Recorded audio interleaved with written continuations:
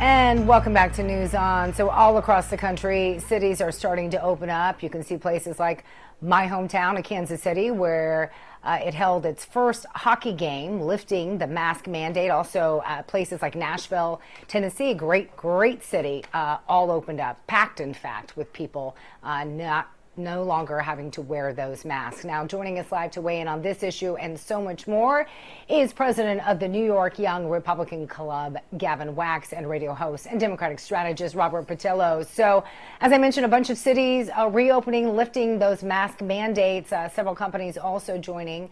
But meanwhile, you have Nancy Pelosi, the Speaker of the House, saying that she still is suggesting that people vote by proxy, even though several of these congressional leaders have already been vaccinated. So, Robert, what are your thoughts on this? Isn't it kind of sending a mixed message by saying you don't have to wear the mask if you've been vaccinated, but we still got to vote by proxy? Well, I don't think it's mixed messaging at all. What the CDC said is that right now we are under 40% national vaccination rates.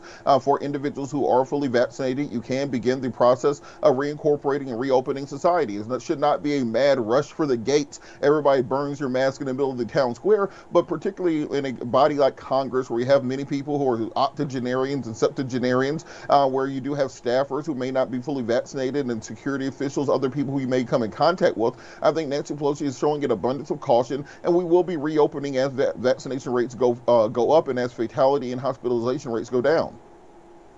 Gavin.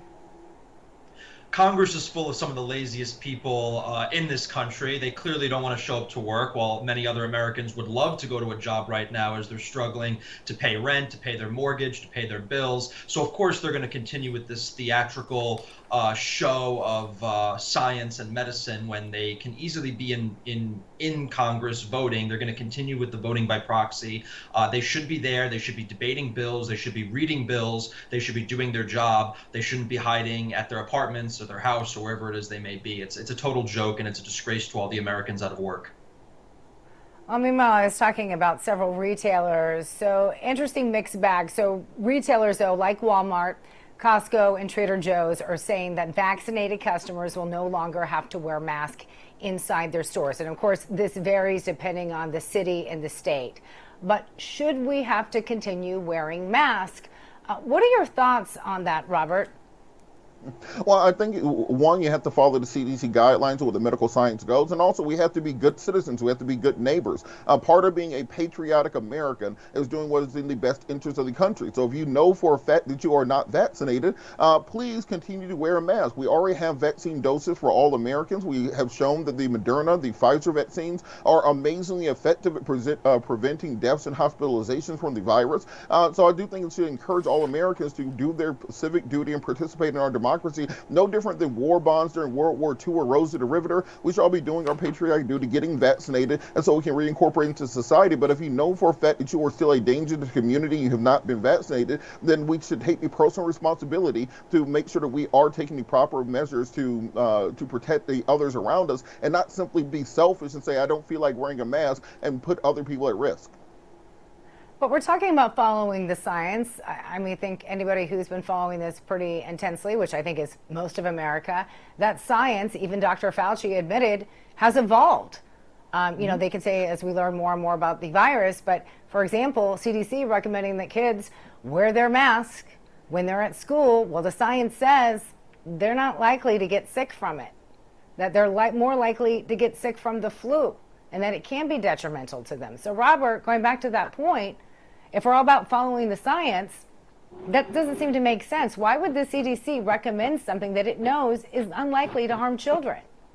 Well, because children can still be carriers for the virus, and if they are not properly vaccinated, because as we said, there's enough vaccine for the entire adult population, but they just approved the vaccine use in 12 to 15-year-olds, and has not been fully tested on young children. They can still potentially infect faculty, staff. We talked recently about teachers and their need to go back to work, school administrators, bus drivers, janitorial staff, and custodians. We have to consider the community as a whole, and I think there's nothing wrong with exercising our patriotic duty, making making sure kids are back in school. There was a big push to get kids back in school. This is part of the measures that have to be taken so we can kind of temper our way back into it. I don't think it's a huge lift to ask people to continue wearing masks for the next few weeks while we work out and get people vaccinated and get the cure out there so we're not facing the same thing we faced last year.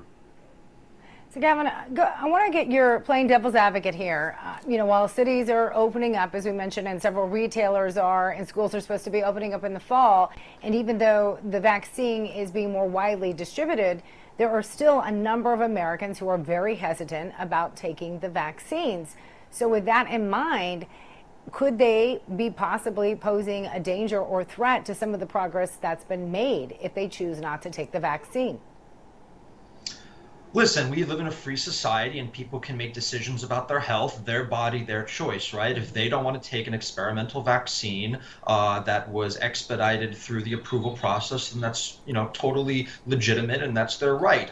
We're reaching herd immunity anyway through the people that are getting vaccinated and through the people who have natural antibodies. So the notion that we need everyone fully vaccinated to return to normal is absolutely ridiculous. This has never been the standard used in public health. This is all new. This is all part of Fauciism, which is this sort of rule by public health official. And to touch on the masks very quickly, there's really no science backing masks and showing their efficacy in any real significant way. We saw the mask mandates. We saw the data. There's really no correlation between states that mandated it, between places that had higher rates of mask wearing and lower rates of infection. Once it hit community spread, all of this became theatrics. All of this became about imagery, as Fauci himself admitted very recently. And it just goes to show that people have been using the slogans of science and medicine and data to promote public health policies that have nothing to do with health, and they just have to do with making elected officials feel like they're doing something, aka Cuomo, aka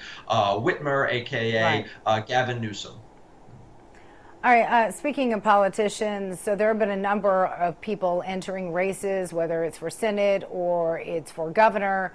A lot of people, a lot of Republicans, basically banking on some of what's going on to help get them into office and get them elected. We're seeing inflation.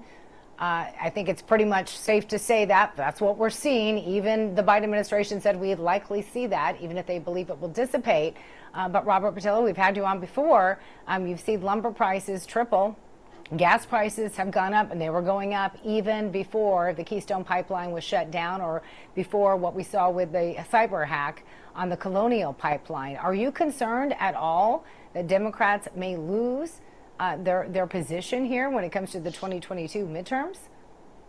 Not at all. If you look at the polling numbers, President Biden is near 60% in many of the polls. While you have Republican governors trying to cut back on unemployment benefits for struggling families, people have received their stimulus checks, they've received their additional unemployment benefits, earned income tax benefits. We're reaching nearly 40% of vaccination. The mask mandates are being lifted. We're returning back to society. Kids are back in school. Meanwhile, Republicans are running around talking about Mr. Potato Head and cancel culture. I'm trying to understand what the criticism is of the vaccine when President Trump still wants credit for developing the vaccine in record time. I will give him that credit if it means people will get vaccinated so that I can go to some baseball games this year. So I think Democrats are in a very strong position. They are pushing policies that the American people support. And right now, the Republican Party is still trying to fight their own civil war, trying to determine if they're going to continue being Republicans or if they're going to simply be the MAGA party. And I think the MAGA party is winning right now. Gentlemen, we are running short on this time, and Gavin, I see you nodding your head, so I want to give you ample time to respond to that same question. We're also going to talk about cancel culture, which you just heard Robert Patillo bring up. There are a lot of Republicans that believe that, too, is going to help them win office. So we're going to have our bipartisan panel stick around here to weigh in on that issue. Also, another hot button issue. Maybe you haven't heard about it on some of the mainstream media outlets, but we're going to ask them to weigh in on the Secretary of Housing saying that she will not put American citizens first.